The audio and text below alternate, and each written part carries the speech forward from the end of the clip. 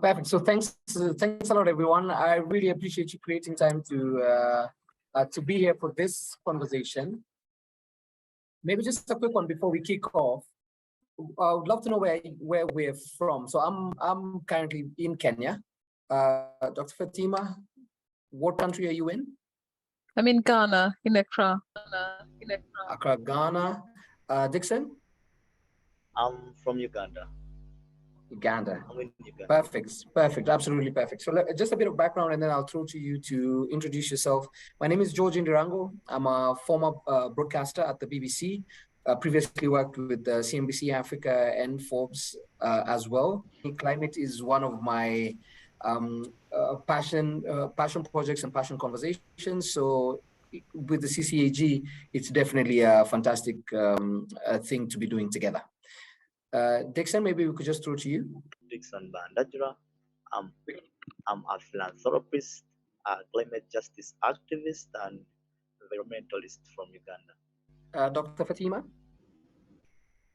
Okay, so I'm Fatima Denton, and I am based in Accra, in Ghana. I am the director of an institute called Institute for Natural Resources in Africa. Sorry, so that's a UNU institute, United Nations University. My former organization under my leadership was very instrumental at COP21, which was a momentous COP where we had to help countries think through an African position, but also walk through the main issues that would ensure that Africa and the issues that matter to Africa were front and center, at least at the Paris COP. Sounds good. Thank you very much. It's super impressive, Dixon and Dr. Fatima. So I think it's very solid background for us to move on to now our conversation today. The title is the world listening to African talent on climate change? So African talent in this case now means anyone that has devoted their lives to ensuring that, of course, we have an equitable future for the continent and people that are on the forefront with climate change conversations or just championing a lot of these causes that put a lot of attention to the African continent, and also just understanding what is coming from outside and what is leaving the continent going outside. So my first question now is to you, Dr. Fatima. Is Africa listening? Are we partially listening? And if Africa is not listening, what's informing the current work being done on the continent? Please tell us about that as an opener. Is Africa listening? I think so. I mean, as I said, I've been in this area of work for the past 20 years and I've seen it evolve. So I think we've moved from, I would say, a place whereby we were sort of vaguely aware, at least population-wise, leadership-wise, we're vaguely aware of the situation, to now being acutely aware of the situation. So I think that from an African perspective, there are lots of voices that are telling us that this is a problem. I mean, we certainly are talking about it. We're talking about it in its diverse forms. We're talking about it in terms of the risks that we see, but we're talking about it in terms of the risk and the threats that are coming. We have been recently talking about potential loss of revenue as a result of stranded assets. Because Africa is a continent that is richly endowed in resources, oil and gas, fossil fuel resources. And we've seen that there has been, well, at least during the pandemic period, there's been a loss of revenue because of the low demand. And now we've seen a rebound, if you like, in terms of energy resources like fossil fuel and even coal, which we thought to a large extent was somehow a kind of fuel of yesterday. So I think from that perspective, it's fair to say that some of what we are impressing upon our leaders, upon our decision makers, policymakers, is that this is real, it's happening. But I think it's not also a continent that needs to be told what it is. That's a big difference. It's a continent that lives it. There is no other place where it is the reality of climate change is so embedded in everything we do. I mean, I only have to walk around the streets of Accra and there are manifestations everywhere that this is actually happening. You know, the impacts of floods that are now a current, you know, a recurrent thing that we see, you know, very, very frequently. And the devastation that happens as a result of that. Those are things that are with us. They have consequences for people, for property, for infrastructure, for economies. So in a way, this is not something that is incongruous. I think that's the thing I'd say. So is Africa listening? Africa is listening, but Africa is living it. You know, it's not it's not foreign. This is not a foreign thing or foreign concept. It's not something that we have to think about, because it's so much embedded in our developments, in our way of solving problems. There's not a single person, and it's not just from a farmer's perspective. It's the ordinary person that, you know, has to protect his home, that may be the consequences of urban planning plus climate change, you know, that is also going through the difficulties of food security with broken supply chains, the war that's happening in Ukraine and Russia currently, and that is, you know, seeing how all of this is coming to bear. So I would rather say Africa doesn't need to listen, because Africa is in it. You know, Africa is knee deep in this. So the listening has to come from the other parts of the world that have taken an orientation that is heavily mitigation, because that is their problem. You know, their main focus, their main problem is a mitigation problem, even though all countries in the world need to adapt.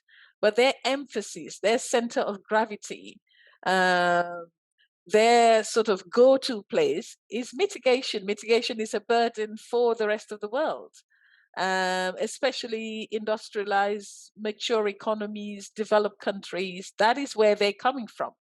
And indeed, it must be a burden for them, but it cannot be a burden to the extent that the burden is passed on to countries that are bearing the negative externalities of climate change, or the burden is passed on to countries that have also got another burden to contend with.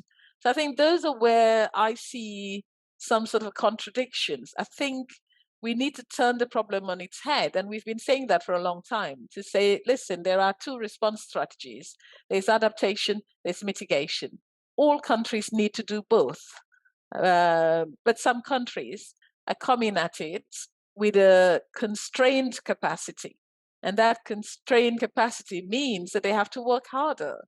They have to work harder to be resilient. They have to work harder to even mitigate the few missions that they have, and to prevent. So Africa's problem is not just in terms of doing things now, but it's doing things now that would prevent a scenario where we find ourselves in bigger trouble, because we've gotten so far into using some of our resources that would damage our economies and would also compromise our food security systems. And we've gotten so far that to reverse back becomes difficult. So that reversal is going to cost us monies. It's going to cost us time. It's going to cost us technology. And that's the reason why we're saying it's very critical to not go so far down the lane that we are not able to do a U-turn. So yes, that's what I'd say for now, I guess, in terms of whether Africa is listening. I think Africa lives it, Africa knows it, Africa sees it. Africa is in it. But the rest of the world needs to see Africa in it, needs to see Africa living it, and they need to see Africa contending with the problem and coming up with solutions and supporting the continent with the solution that it has. Sounds good. Thank you. Thank you very much. Definitely create a lot of context. So the question was a two-part question. Is Africa listening, and is the world listening? So let's throw the second part to Dixon. Of course, based on the work that you've done in Uganda and with stakeholders across different countries, both in the continent and outside, Does the world seem to resonate with what we are thinking? Are they listening? At first, when I heard COP is coming to Africa, COP is in Egypt, I was truly excited because I knew like our voices would be heard. It was like a big opportunity for us to go there and represent the voiceless. But currently, the most difficult thing, the hardest thing is to acquire a badge for an activist, for any person in Africa to attend COP. If someone cannot attain a badge to attend COP, which is in Egypt, in Africa, do you think the global North people care? Many people have not yet got badges. The hiking prices of accommodation, food, it has been hard for activists in Africa to attend badges and to be able to attend COP, because this is the only opportunity we have to represent the voiceless, to ask for the loss and damage, to ask the global North leaders to show us the money, because now we are doubting if the COP15, the promises they came up with was truly in vain. Ghana's Minister of Finance, Kenneth Ofori-Atta, said young people represent more than 70% of the population. We do know their role. That's very clear. But African governments unlocking their potential is still where we are not quite getting it right. We've made a lot of progress, but there still seem to be some structural barriers and some inherent barriers that we continue to face, that we can't get them better education, better training, better support. Maybe I could come back to you, Dixon. What barriers are there stopping this from happening now? Young people, of course, unlocking the potential to now fight this climate change or be involved in this climate conversation on our behalf as well. What barriers are stopping them? And maybe we can now touch on how we can overcome them. Thank you so much. Now, this is about us Africans. I salute every youth out there, because every youth, every young person has come up with a solution. That one I guarantee you. We have had many activists like never before in Africa now. We have had many scientists who are coming up with solutions. Thank you, Dixon. Thank you. Dr. Fatima, I know you have something to mention on the same. Let's couple it with this. One view that has been clear is to regard climate change as opportunities to create green jobs for the youth and women of Africa. But before we create jobs for them, we have to make sure that they completely understand and that there's proper policy in place to make sure that as much work as they put in is what they'll benefit as well. Climate conversation aside, that they also benefit equally as other players within the industry that have now transformed the conversation into a business. So speak to us about that, opportunities and some of these inherent barriers. Yeah, I mean, I think we have to start from the perspective, or the point rather, that climate in itself is a resource, right? So the opportunities are there, but the opportunities have to be, they have to be visible. We have to make those opportunities visible. There are opportunities in agriculture. This is a continent where most people rely on agriculture as a source of income. But you know, we have a lot of arable lands, much of which is unexploited. Agriculture is not considered a something that is a fruitful endeavor, and it's not considered sexy. So there is definitely more effort that needs to be done in terms of resetting and reinvigorating our agricultural sector, because that in itself, if we do it properly, could be a source of income and it could create jobs.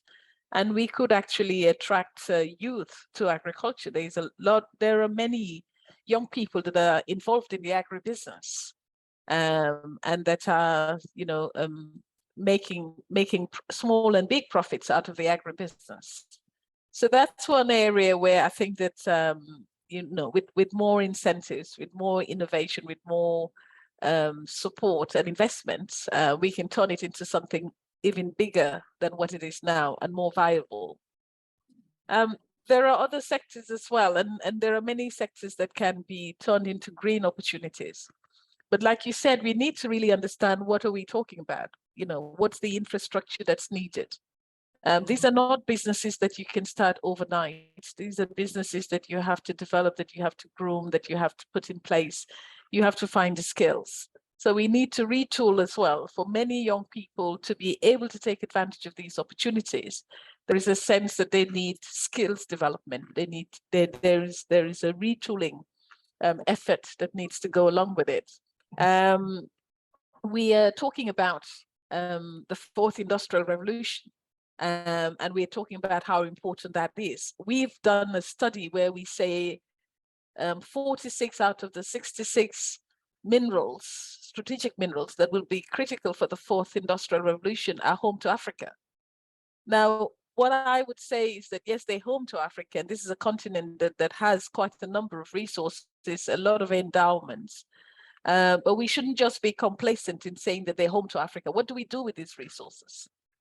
Even as we're talking about renewable energy, we can't scale renewable energy. We can't witness the penetration of renewable energy without some of these strategic minerals. The problem is that this has been a continent that has been, for a long time, I'd say, synonymous with predation, where people come and take and go. So it has been very much of an extractive sort of model of development. And much of Africa much of that extraction has become almost like an enclave economy. So the benefits are not trickling down to the people that need it. So we need to see a change in that.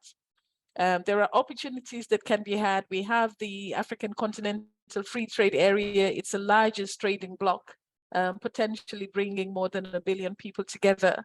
And there are trading routes that can be created between countries on our comparative advantages, but also we can sell energy products to each other.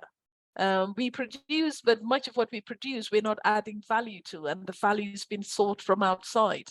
So those are some of the big barriers and the bottlenecks. We endowed with a whole range of renewable energy sources, but these are not sources that our populations have enjoyed.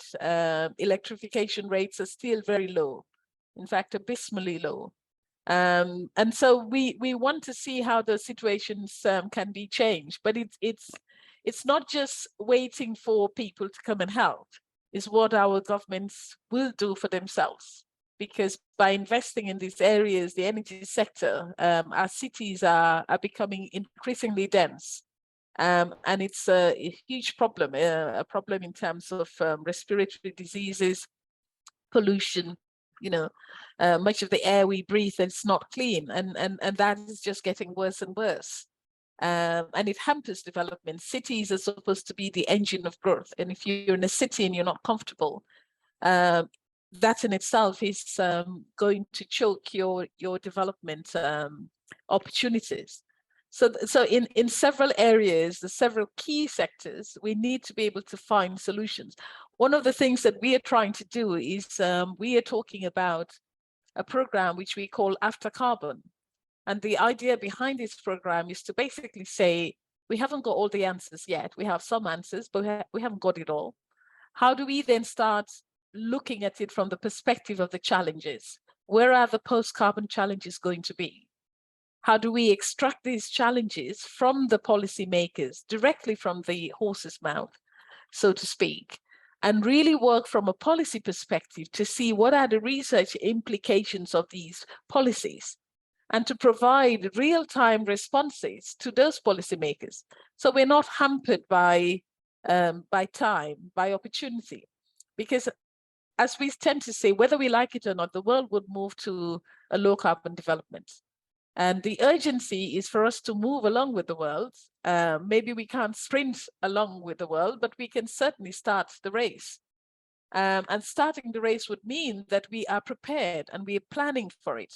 If we don't plan, we will then bear the negative consequences, of being a laggard and being really back in the race, because we just simply were not able to put in place our planning tools. So there are many things we can do, from transport to energy, to cities, to agriculture. These are some of our dire sectors that they are in huge need of a reboot. And that rebooting has to come from the continent itself, with support internationally, because Africa cannot just bear the mitigation burden alone. It has to bear the mitigation burden for itself, but it also needs global solidarity, starting with investments, starting with recognizing the talent and innovations that are happening here. Young innovators they're not seen often in Africa. They're not seen because their leaders sometimes choose not to see them. And so it's important that we begin to highlight what is happening in different parts of the world. Where are the best success or best practices that we see? How do we scale up and deploy some of these best practices? And how do we bring it to the fore? So we need to see our young people. We need to see those that are climate advocates. We need to see those that are fighting for technology, fighting for knowledge, trying to put all of these forward and bring it to the fore. And they're doing that every day of their lives. Those people need to be seen and they need to be supported. Seeing them is not enough. We need to also find ways of supporting them. So there are challenges, but I don't want to sort of say we don't want to drown ourselves in the challenges, because this is a continent of optimism. So there are lots of things that we can do. And that optimism must grow, and it must grow beyond Cairo. Sharm el-Sheikh, in terms of COP27, is an event. But climate change is not an event for most people in Africa. Climate change is a reality that is lived on a daily basis.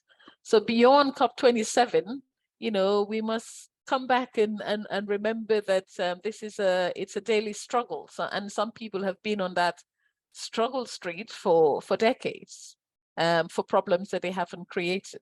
So let me leave it at that, so that we don't sort of get bogged down into too many details. But I'd say that in as much as there are barriers, there are opportunities. There is knowledge. There are opportunities for Africa to become a market. There's an opportunity for Africa to lead the green technology, because the ways you can solve a green problem, or the ways you can solve a low carbon development, they must manifest in this part of the world. The ways you can solve them through energy security, through water security, through agricultural production, through transport and cities, are most manifest in Africa. So that manifestation is something that not just us, but the world needs to say, there's a demonstration example that we can make, not for the sake of us being guinea pigs, but demonstration example to show that this can happen.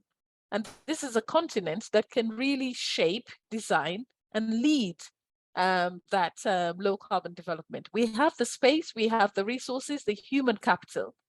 We have the natural resources as well that are here, not just in terms of oil and gas, but other resources. Those must come to bear. Those are the tools, it's the arsenal that we have. And we must be able to draw on all of these levers. These are levers for the transformation that we want. Unless we can draw on these transitional levers, we're not going to go very far. So I am optimistic that climate change has always been about an opportunity. We haven't understood. If we haven't understood that, now is the time for us to understand it properly. It has always been about opportunity. It's simply turning the problem on its head, looking at it from that opportunity perspective, and adopting a narrative of opportunity, adopting a vision of opportunity. We have many climate initiatives, but sometimes we're lacking in a positive climate vision. And it's a climate vision that would rally us now to a point whereby we could get to, And we can get to with all of these tools that I mentioned. Take all of those tools with us, and in taking them with us, resolve the problem related to climate change. But opportunities are many. I like that. I like the tone of optimism as well. Most of the time, we always discuss it with a lot of doom. A lot of things are happening in Africa, emissions are coming, and we're the ones getting the least of the chain. So I like the point on optimism. Maybe let's move on. We have 2 more questions before we get to the top of the hour. Dixon, maybe I could talk to you about this because you've mentioned about connecting activists around the globe, but we'd like to know, how do we amplify the voices of talent in Africa? Most of the time when people are in the room, they have the ideas like what we're saying now, they tweet about them, they post them on different platforms, but they don't go past those platforms or those particular restrictions. Loss and damage. I would really, really love to hear about loss and damage. So there've been a lot of studies on it, the destructive impacts of climate change that cannot be avoided either by mitigation, avoiding and reducing emissions, or adaptation, basically adjusting to current and future climate change impacts. Would love to know what you think is not being discussed properly in regards to loss and damage and reporting it, or how we can mitigate the kind of loss and damage we've had on the continent based on everything that we've said today. Dr. Fatima, please, if we could just start with you.